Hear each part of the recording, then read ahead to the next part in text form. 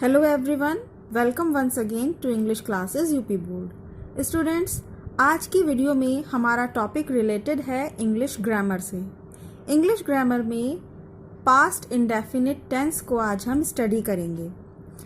Past, जैसा कि इसके नाम से पता चलता है, बीता हुआ समय। जो कार्य भूतकाल में हुआ हो उसमें पास्ट टेंस आता है। ये छोटी सी जानकारी शायद आप पहले से जानते हो कि वाक्य के अंत में था, थी, थे इस तरह का जब शब्द आता है तो वह हमारे बीते हुए काम को बताता है, भूतकाल को बताता है, और इसे ही हम यहाँ इंग्लिश में कहते हैं past tense.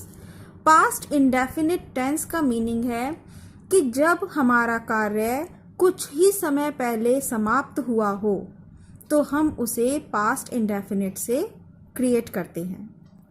Past indefinite tense को हम कैसे पहचानेंगे? हिंदी के वाक्य को इंग्लिश में ट्रांसलेट करने से पहले हमें ये जानना ज़रूरी है कि हिंदी का वाक्य पास्ट इंडेफिनिट है या किसी और टेंस से रिलेटेड है। हिंदी के वाक्य में क्रिया के अंत में ता, था, ते, थे या फिर ती, थी इस तरह से एंड होता है। यहाँ आप देख सकते हैं था शब्द लिखा है, यहाँ पर थे और यहाँ थी। जिस किसी भी हिंदी के वाक्य में इस तरह से वो सेंटेंस एंड होगा तो आप समझ लीजिएगा कि ये पास्ट इंडेफिनिट टेंस है। या फिर आ, ई, ए आता है और यहाँ पर आ, ई, ए का मीनिंग है आ की मात्रा, ई की मात्रा या फिर ए की मात्रा। इस तरह से अगर एंड हो रहा है हमारा सेंटेंस हिंदी का तो आप उसे पास्ट इंडेफिनिट टेंस में ट्रांसलेट करेंगे। एग्जाम्पल जैसे वह घर गया था, तो यहाँ पर देख लीजिए, यहाँ या और था दोनों शब्द जो एंड में लिखे हैं यही हमें पहचान कराते हैं कि अब हमें इस वाक्य को कौन से टेंस के अकॉर्डिंग ट्रांसलेट करना है, पास्ट इंडेफिनिट टेंस के अकॉर्डिंग। उसने खाना खाया, या शब्द पे एंड हो रहा है, जैसे कि हमने यहाँ बताया था आ की मात्रा, तो यहाँ पर खाया, वह उसने खाना खाया, तो ये क्रिया जो है ये काम बीत गया। तुमने चाय पी, पी ये भी ई की मात्रा पे एंड हो रहा है और बता रहा है कि कार्य बीत गया, तो यहाँ पर ये फिर से पास्ट इंडेफिनिट को बताता है। आज हम इसमें पास्ट इंडेफिनिट के अफर्मेटिव सेंटेंसेस को ट्रांसलेट करेंगे और इसके रूल को समझते हैं। साधारण वाक्य बनाते समय पास्ट इंडेफिनिट के हम सबसे पहले सब्जेक्ट, उसके बाद वर्ब की सेकंड फॉर्म और फिर उसके बाद ऑब्जेक्ट को लिखते हैं। तो इम्पॉर्टेंट चीज़ है कि इस वाले टेंस में, पास्ट इंडेफिनिट टेंस में वर्ब की सेकंड फॉर्म का यूज होता है। और यदि आपको वर्ब की सेकंड फॉर्म और थर्ड फॉर्म याद नहीं है तो किसी भी ग्रामर की बुक में ये वर्ब की फॉर्म्स मिल जाती हैं। आप उन्हें ढूंढिए और उन्हें वहाँ से एक बार रीडिंग ज़रूर कीजिए और याद कर लेते हैं तो आगे हमेशा के लिए बहुत ही अच्छा रहेगा। इस रूल को आगे बढ़ाते हुए यहाँ लिखा है, पास्ट इंडेफिनिट टेंस में सभी सब्जेक्ट्स जैसा कि आप जानते हो, वाक्य में कार्य करने वाले व्यक्ति को सब्जेक्ट कहा जाता है। अब वाक्य में या तो व्यक्ति एक वचन है या बहुवचन है, कोई भी हो, चाहे एक व्यक्ति हो, बहुत सारे हो, एक जानवर है या बहुत सारे हैं, कोई भी सब्जेक्ट हो उसके साथ वर्ब की सेकंड फॉर्म ही लिखते हैं। He, she, it, I, we, you, they, कोई भी प्रोनाउन हो, कोई भी सब्जेक्ट हो, आप हमेशा पास्ट इंडेफिनिट टेंस के अफर्मेटिव सेंटेंस, सिंपल सेंटेंस में वर्ब की सेकंड फॉर्म का प्रयोग करेंगे। इस टेंस के यहाँ कुछ एग्जाम्पल्स दिए हैं और इनसे हम देखते हैं कि हम किस तरह से ट्रांसलेट कर सकते हैं। पहला एग्जाम्पल है, वह कल जयपुर गया था। तो गया था, सबसे पहले तो आपको स्टूडेंट्स ये देखना है कि ये वाक्य सच में प्रॉपरली पास्ट इंडेफिनिट है या नहीं। तब यहाँ पे हम देखेंगे गया था शब्द आ रहा है, कल यानी कि यस्टरडे बीता हुआ समय है, तो आप श्योर हो गए कि ये पास्ट इंडेफिनिट है। पास्ट इंडेफिनिट का रूल याद कीजिए, कोई भी सब्जेक्ट हो वर्ब की सेकंड फॉर्म आएगी। तो अब ऐसे स्टार्ट करते हैं, ही आ जाएगा वह के लिए, वह की इंग्लिश ही। सब्जेक्ट लिखने के बाद यहाँ प्लेस है वर्ब की, जैसा कि हमने रूल में पढ़ा था, सब्जेक्ट के बाद वर्ब। और इस वाक्य में वर्ब क्रिया है गया। गया मीन्स यहाँ जाना, जाने की इंग्लिश गो, और गो की सेकंड फॉर्म होती है वेंट। तो यहाँ हम लिखेंगे वेंट, गो नहीं लिखेंगे, ये सेकंड फॉर्म आ जाएगी गो की, वेंट। ही वेंट, वह गया। कहाँ गया? To Jaipur.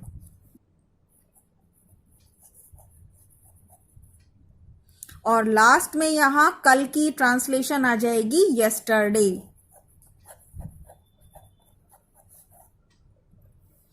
He went to Jaipur yesterday, वह गया जयपुर कल, वह कल जयपुर गया था।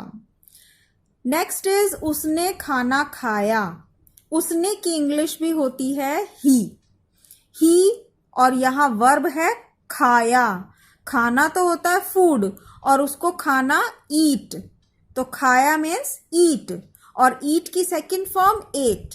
ही एट फूड, उसने खाया खाना।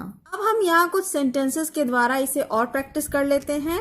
और आप सभी से रिक्वेस्ट है कि प्लीज़ अगर आपको ये पास्ट इंडेफिनिट समझ आया है तो इस वीडियो को लाइक करना और चैनल को सब्सक्राइब करना नहीं भूलिएगा। सेंटेंसेस, गुल पनाग चुनाव हार गई। गुल पनाग,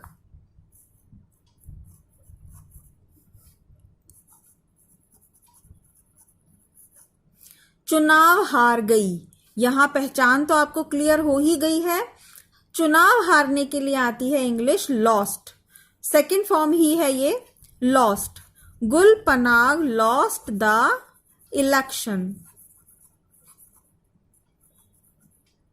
नेक्स्ट है सीता जी ने वन में एक मृग देखा।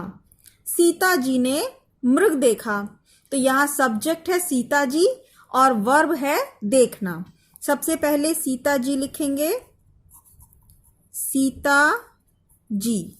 देखने की इंग्लिश सी, SEEC, लेकिन यहां पर ये पास्ट इंडेफिनिट है, तो हम लिखेंगे सी की second form saw.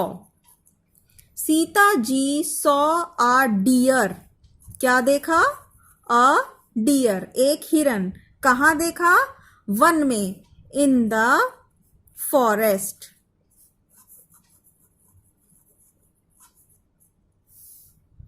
Next is मैंने यह खबर कल सुनी थी। तो आप देखो स्टूडेंट्स, ये पहचान को क्लियर करते चलिए कि हाँ, ये थी शब्द आ रहा है पास्ट टेंस का, ये हमारा सेंटेंस है पास्ट इंडेफिनिट का। मैंने मीन्स आई। सुनी, सुनी हमारी क्रिया है, वर्ब है सुनना। सुनने की सेकंड फॉर्म होती है हर्ड।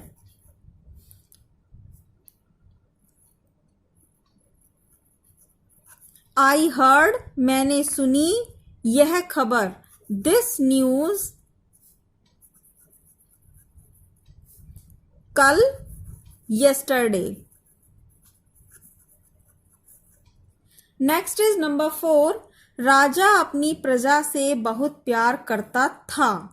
था आ गया पास्ट इंडेफिनिट। राजा मीन्स किंग। प्यार करता था यानी कि प्यार करना यहां पर है वर्ब लव, और लव की second form loved. King loved बहुत, वेरी मच, अपनी प्रजा से his people. King loved very much his people. और ये सेंटेंस थोड़ा सा हम इस तरह से भी लिख सकते हैं, king loved his people very much.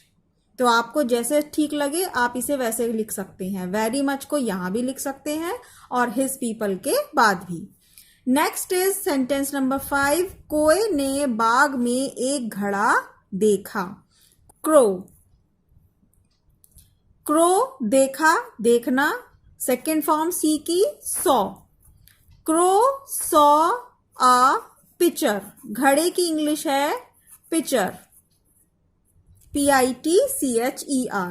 Crow saw आ पिक्चर, कोए ने देखा एक घड़ा, बाग में, इन द गार्डन।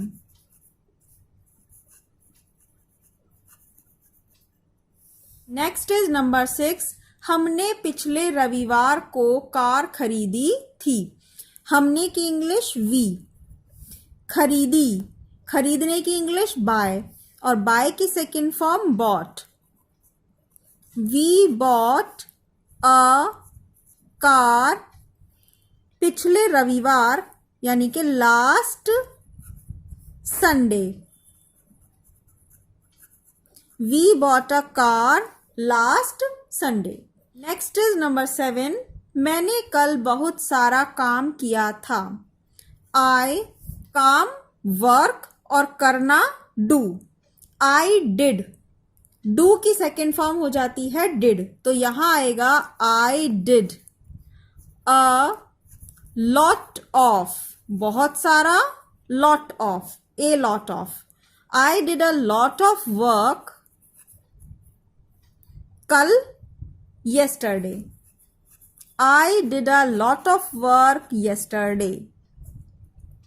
इस तरह से ये पास्ट इंडेफिनिट बन गया। और लास्ट सेंटेंस है, एक बार राजकुमारी बीमार पड़ गई। एक बार की इंग्लिश हम सबसे पहले लिखेंगे वंस। वंस राजकुमारी, प्रिंसेस, पड़ गई। बीमार पड़ने के लिए शब्द आता है फॉल, और फॉल की second form fell. Princess fell ill. तो स्टूडेंट्स, यहाँ ये आपके सेंटेंस फिनिश होते हैं। एंड आई होप कि आपको पास्ट इंडेफिनिट टेंस को पहचानना और उसके साथ किस तरह से हमें इंग्लिश में ट्रांसलेट करना है सेंटेंस, ये सब समझ में आया होगा। अपने व्यूज़ मुझे कमेंट सेक्शन में ज़रूर बताएं। इसी तरह की ट्रांसलेशन से रिलेटेड वीडियोस और सिलेबस से रिलेटेड वीडियोस अपलोड होती रहेंगी। Thank you very much.